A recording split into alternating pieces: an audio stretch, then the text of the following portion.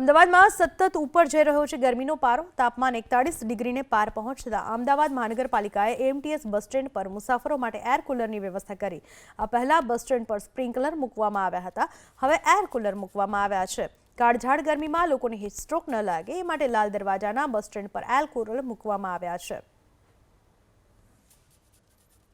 ગરમીથી લોકો ત્રાહિમામ પુકારી ઉઠ્યા છે, ત્યારે એએમટીએસ બસ સ્ટેન્ડે કુલ બસ સ્ટેન્ડ બનાવવામાં આવ્યું છે।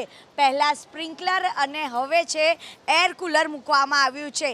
તમામ બસ સ્ટેન્ડ ઉપર આપ જોઈ રહ્યા છો કે અહીંયા આગળ એર કુલર મૂકવામાં આવ્યું છે, જેથી કરીને મુસાફરોને ગરમીથી રાહત મળે તેના માટે આ જે સુવિધા છે તે ઊભી કરવામાં આવી છે। જોકે કાળઝાળ ગરમીમાં લોકોને જે લૂ લાગવાની એટલે કે હીટ સ્ટ્રોક લાગી જતો હોય છે, પરંતુ જ્યારે હજારોની સંખ્યામાં મુસાફરો એએમટીએસ બસ સ્ટેન્ડ ઉપર મુસાફરી કરતા હોય છે, ત્યારે એમના માટે ખાસ એક આ ફેસિલિટી છે તે પૂરી પાડવામાં આવી રહી છે। જો કે પહેલી વખત એવું બન્યું છે કે અમદાવાદના જે એએમટીએસ બસ સ્ટેન્ડ ઉપર પહેલાં સ્પ્રિંકલર અને હવે એર કુલર મૂકવામાં આવ્યું।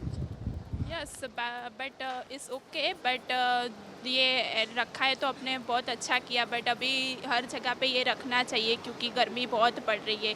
अभी पैसेंजर भी ऐसा चाहते हैं कि उनको भी कुछ राहत होए, तो उसके लिए यहाँ पर जो लाल दरवाजा बस स्टॉप है वहाँ पर हर जगह पर एक एक बस स्टैंड पर एक एक एयर कूलर रखा हुआ है। हाँ, तो उसके लिए अच्छा है बट अभी गर्मी का टेम्परेचर बहुत बढ़ रहा है और पैसेंजर भी परेशान हो रहे हैं, उसको उनसे राहत मिलेगी कि हाँ चलो ये रखा है तो बहुत अच्छा किया।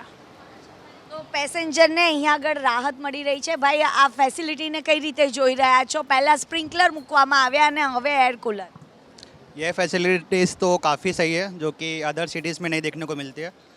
एएमटीएस ने काफ़ी हेल्प की है इसमें, जो कि बसेस में डबल डेकर और ये जो अभी स्टार्ट किया हुआ है सभी ठीक है। તો ગરમીથી રાહત મળે તેના માટે અહીંયા જે એએમટીએસ પ્રશાસન દ્વારા અલગ અલગ જગ્યાએ એર કુલર રાખવામાં આવ્યા છે।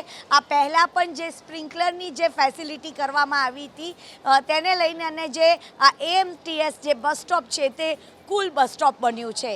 કેમેરામેન પિયુષ લેવા સાથે રાજલ બારોટ, એબીપી અસ્મિતા, અમદાવાદ।